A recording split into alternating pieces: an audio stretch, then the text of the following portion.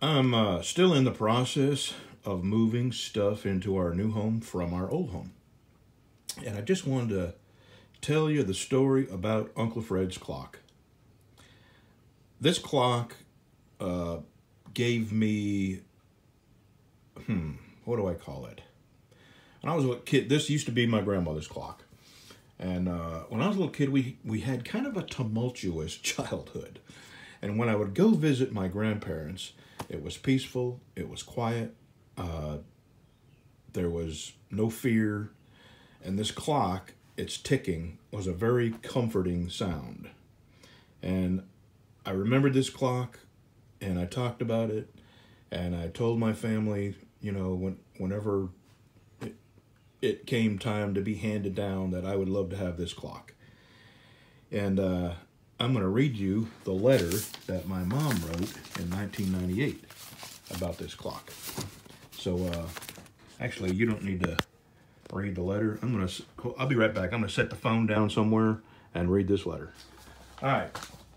My mom titled this Grammy's Clock. And I'm glad I had my mom write this down when she did, because she has Alzheimer's, and over the years it's gotten pretty bad, and she's in a nursing home now because it's that bad where she doesn't know how to dial a phone and that kind of thing. Okay. Grammy's Clock by Judy DiMario.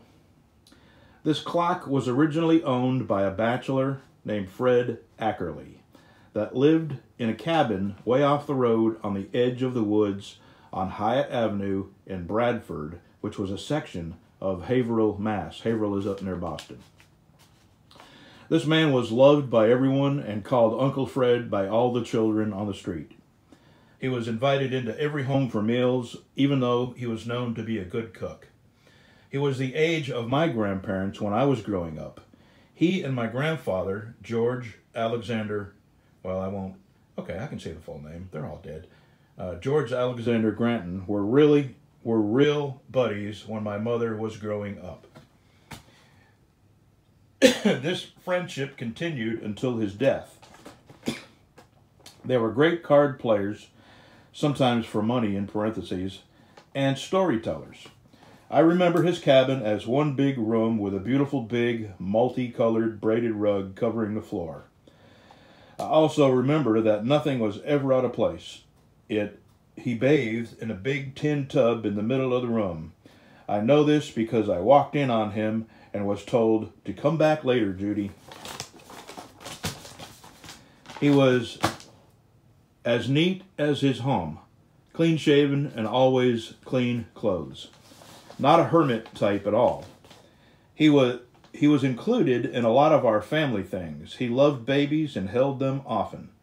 Parents never worried about us dropping in on Uncle Fred.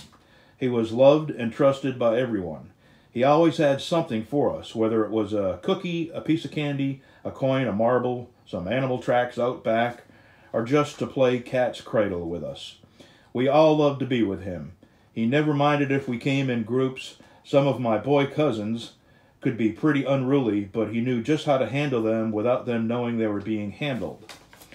My mother, Madeline DiMario, in her younger years, had many times admired his clock, and he had remembered.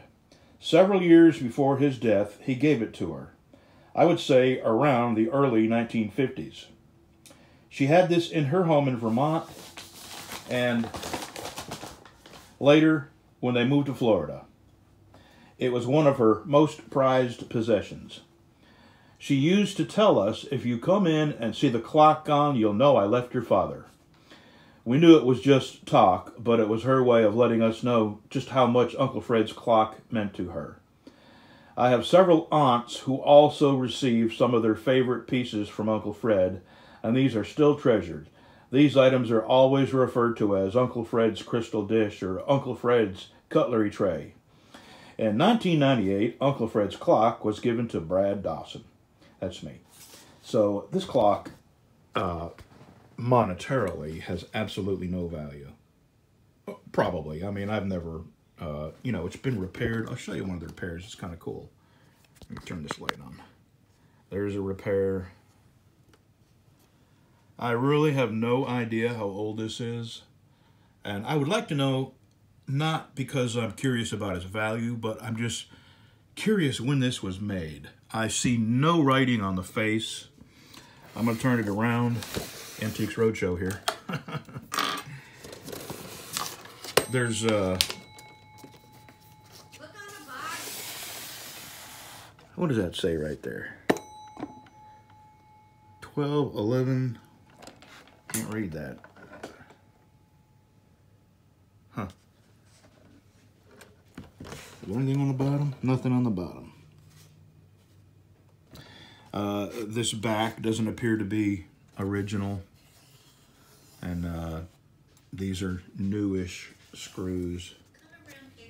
Who knows? It might be original back.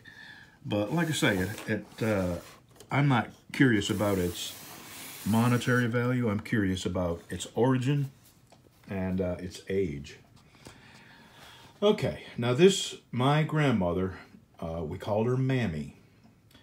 And that came about because my oldest brother, Glenn, when he was a little baby, couldn't say Grammy, but he could say Mammy. And all throughout my life, that's what we referred to her as, Mammy.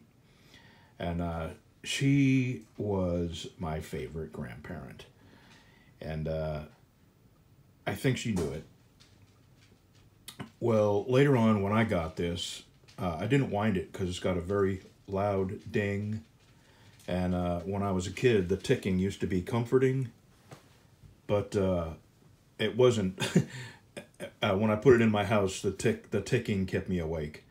So I let it wind down, and every once in a while, this thing will ding. And you would always say, "Hello, Mammy." I would always say, "Hello, Mammy." Yep. I heard it ding one time too. Yeah. Anyway, that's the story of Uncle Fred's clock, which is now my clock. And boy, do you need to clean this. Well, I give it a preliminary quick cleaning, but I know I need to clean it a little better. Oh, it looks so old. All right. Thanks for watching, y'all.